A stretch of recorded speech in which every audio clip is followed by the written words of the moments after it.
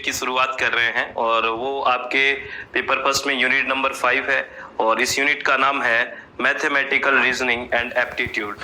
ठीक है फ्रेंड्स, वही बात, यहाँ से 5 क्वेश्चंस आएंगे। ठीक है, यहाँ पे मैथमेटिकल रीजनिंग एंड एप्टीट्यूड, पहले थोड़ा रीजनिंग ही शब्द यूज हुआ था, नए सिलेबस में ये मैथमेटिकल जो चीज है ये नई जुड़ी है, ये एप्टीट्यूड शब्द है ये नया जुड़ा है, यानी कि थोड़ा सा मैथमेटिकल पोर्शन है वो ज्यादा जोड़ दिया है इस रीजनिंग में। अब की बात मैथमेटिकल रीजनिंग कर दिया है, तो इससे बहुत बढ़िया हुआ है, इससे अच्छा बेनिफिट होगा। इसका कारण ये है कि एक यूनिट है आप में DI डाटा इंटरप्रिटेशन जो यूनिट है उसको करने में बहुत हेल्प मिलेगी। अगर ये यूनिट आपकी अच्छे से हो जाती है तो इसका मतलब वो यूनिट, क्योंकि इसी यूनिट पे बेस्ड है टोटली, क्योंकि उसमें तो जो डाटा दिया है उनको इंटरप्ट करना है, इंटरप्रिटेशन करना है उनका, तो वहां पे तो कैलकुलेशंस आपको करनी है और ये कैलकुलेशन सीखेंगे आप, शॉर्टकट्स भी कैसे कैसे करते हैं, इस तरह से बात इसमें देखेंगे। तो सबसे पहले इसमें जो सिलेबस की बात कर लेते हैं यूनिट नंबर 5 की, इसमें सबसे पहले दिया हुआ है टाइप्स ऑफ रीजनिंग, रीजनिंग कितने के प्रकार की बात की गई है, ये तो हमने बहुत बात कर ली है।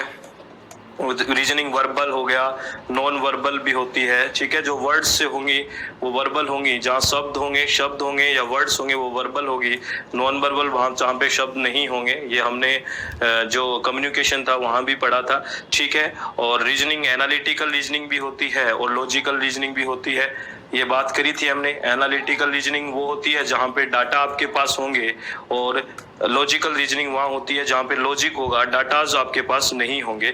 ये सारी बातें हम कर चुके हैं फ्रेंड्स, तो इस यहाँ पे देखने की आपको कोई जरूरत नहीं है, यहाँ आप आराम से कर जाओगे। आपको देख लेना कि लॉजिकल क्या है, कोई स्टेटमेंट लॉजिकल रीजनिंग का है या एनालिटिकल का है या फिर वर्बल नॉन वर्बल, ये सारी बातें हम कर चुके हैं। ठीक है, उनको ध्यान से आपको अटेम्प्ट करना है। ठीक है फ्रेंड्स, आगे बात करते हैं इस सिलेबस में।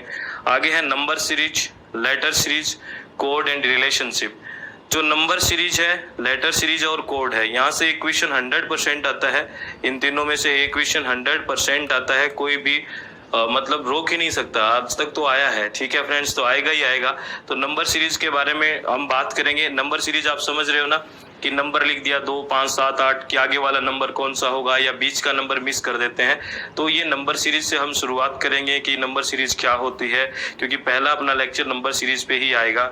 लेटर सीरीज, जैसे नंबर सीरीज की बात होती है वहाँ लेटर आ जाएंगे, फिर ABCD, ये जो लेटर्स होते हैं इनके बारे में बात करेंगे और कोडिंग कैसे की जाती है। और रिलेशनशिप में यहाँ पे आपका ब्लड रिलेशन की बात करेगा, वो ब्लड रिलेशनशिप की बात करेगा, जो ब्लड रिलेशन रहेंगे, यहाँ से भी एक क्वेश्चन आता है, यानी कि इससे 2 क्वेश्चन हो गए इस वाले से, याद रखना। ब्लड रिलेशनशिप से एक क्वेश्चन आता है, नंबर सीरीज, लेटर सीरीज और कोड से भी एक क्वेश्चन आता है, तो 2 क्वेश्चन तो यहाँ से ही बन गए। इसको बहुत आराम से करना है, अच्छे से सोच समझ के बढ़िया से ध्यान से करना है। ठीक है फ्रेंड्स, आगे फिर है मैथमेटिकल एप्टीट्यूड की बात करेंगे। देखना, एप्टीट्यूड ही शब्द है, आपके पेपर में कहीं एटीट्यूड नहीं है, ध्यान रखना। ठीक है, मैथमेटिकल एप्टीट्यूड में फ्रैक्शन क्या चीज होती है, फ्रैक्शन के बारे में, यानी कि भिन्न बोलते हैं फ्रैक्शन को हिंदी में, इसकी बात करेंगे। टाइम एंड डिस्टेंस बहुत इंपॉर्टेंट टॉपिक है, समय और दूरी का बहुत इंपॉर्टेंट है। कुछ फॉर्मूले आपको बताऊंगा, बेसिक बातें सब में बात करेंगे, उनको पकड़ के रखना है, एग्जाम तक बहुत आराम से हो जाएगा। ठीक है फ्रेंड्स, रेशियो, प्रोपोर्शन और परसेंटेज, ये भी बहुत इंपॉर्टेंट है। रेशियो के बारे में, अनुपात के बारे में बात करनी है, प्रोपोर्शंस के बारे में, समानुपात और परसेंटेज, प्रतिशत वगैरह के बारे में बात करनी है, ये भी यहाँ से भी क्वेश्चन पूछे जाते हैं, तो इनको भी देखेंगे। प्रॉफिट एंड लॉस, लाभ और हानि के क्वेश्चन आते हैं प्रॉफिट एंड लॉस के, वहां बात करेंगे। इंटरेस्ट एंड डिस्काउंटिंग जो होती है, यानी कि डिस्काउंट कर देते हैं, छोड़ देते हैं, वो इंटरेस्ट में भी पढ़ेंगे। सिंपल इंटरेस्ट और कंपाउंड इंटरेस्ट, सरल ब्याज और मिश्र ब्याज। ठीक है, सिंपल इंटरेस्ट और कंपाउंड इंटरेस्ट जो होता है वो बात पढ़ेंगे। ठीक है, और उसके बाद बात करेंगे चक्रवर्ती ब्याज होता है, कंपाउंड इंटरेस्ट, और सिंपल विषय सरल ब्याज होता है, और ये बारे में बात करेंगे। और एवरेज के बारे में बात करेंगे, औसत क्या होता है, औसत के बारे में भी बात करेंगे। ये जो सिलेबस है बहुत ज्यादा कुछ है नहीं इसमें।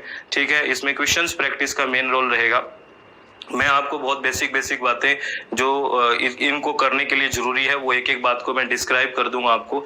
बहुत अच्छे से समझना है फ्रेंड्स, बहुत ही, ये मान लो आपका है ना बिल्कुल मतलब ऐसे नंबर है आराम से 10 नंबर आ जाएंगे, बहुत आराम से, बहुत इजी यूनिट है। और एक बात और याद रखना, अगर ये चीजें सारी समझ में नहीं आई है तो कतई मत सोचना कि डीआई आपकी अच्छी हो जाएगी, क्योंकि टोटली जो डीआई है वहाँ यहाँ की कैलकुलेशन अगर अच्छे से आएगी तभी आपका जो डाटा इंटरप्रिटेशन है वो होगा। ठीक है फ्रेंड्स, वो बहुत अच्छे से करना है, बढ़िया से करना है। आई होप कि आपको सारा सिलेबस ये समझ में आया होगा। और आपका बहुत बहुत शुक्रिया फ्रेंड्स, जितना आप पॉजिटिव रिस्पांस देते हैं बड़ा अच्छा लगता है, बहुत मोटिवेशन मिलता है फ्रेंड्स, काम करने का बहुत ही मतलब एकदम मन रहता है कि करना है। तो आप इसी तरह प्लीज कोऑपरेट करते रहें, सहयोग करते रहें और इसी तरह हम मेहनत करते रहेंगे। तो आप लोगों को बहुत बहुत शुक्रिया, thank you, thanks a lot friends. और आपको all the very best. Exam है, बिल्कुल चित्त को शांत रखना है, अच्छे से पढ़ाई करना है, बहुत सही से सब कुछ सही होगा। तो thank you, thanks a lot friends, thanks.